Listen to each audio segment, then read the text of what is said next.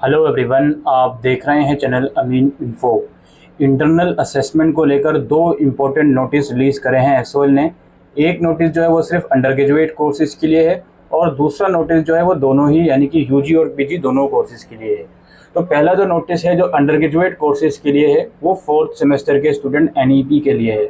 इस नोटिस के हिसाब से the student of 4th semester of UG courses having ER in second semester or miss internal assessment because of any reason, the Pragyan portal is now open for them to reappear in their internal assessment examination।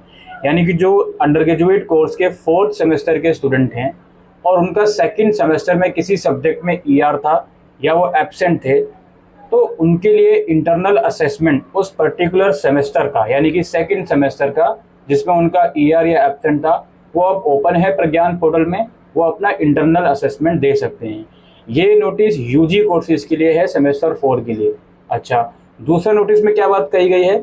दूसरे notice में ये बात कही गई है दोस्तों, जो last date है इंटरनल असेसमेंट की, और जैसे कि मैंने कहा कि ये अंडर ग्रेजुएट और पोस्ट ग्रेजुएट दोनों के लिए ये वाला नोटिस है। लास्ट डेट जो है इंटरनल असेसमेंट की सेमेस्टर 2 और 4 की अंडर ग्रेजुएट और पोस्ट ग्रेजुएट प्रोग्राम की वो 25 मई 2024 तक एक्सटेंड कर दी गई है। यानी कि अब 4 दिन और मिल गए हैं। पहले इसको 21 मई तक एक्सटेंड करा गया था और अब 25 मई तक इसको एक्सटेंड कर दिया गया है मिडनाइट तक। तो जिसने भी अभी तक इंटरनल असेसमेंट नहीं करे वो इसको कर लीजिए। और जो यूजी कोर्सेज के सेमेस्टर 4 के स्टूडेंट हैं, हो सकता है आपने सेमेस्टर 4 के असेसमेंट सारे कर लिए हों लेकिन आपका सेकेंड सेमेस्टर में ER हो और अब तक वो ER वाला सब्जेक्ट शो नहीं हो रहा हो, तो एक बार प्रज्ञान पोर्टल ओपन कीजिए, वहाँ पर वो सब्जेक्ट शो करेगा, उसको आपको करना पड़ेगा उस पर्टिकुलर इंटरनल असेसमेंट को।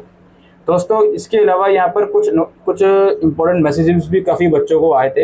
एक हिस्ट्री सब्जेक्ट का असेसमेंट था BA प्रोग्राम में, उसका असेसमेंट रीसेट कर दिया गया था जो पहले बच्चों ने करा था। तो उस सब्जेक्ट का असेसमेंट आप लोगों को दोबारा करना पड़ेगा।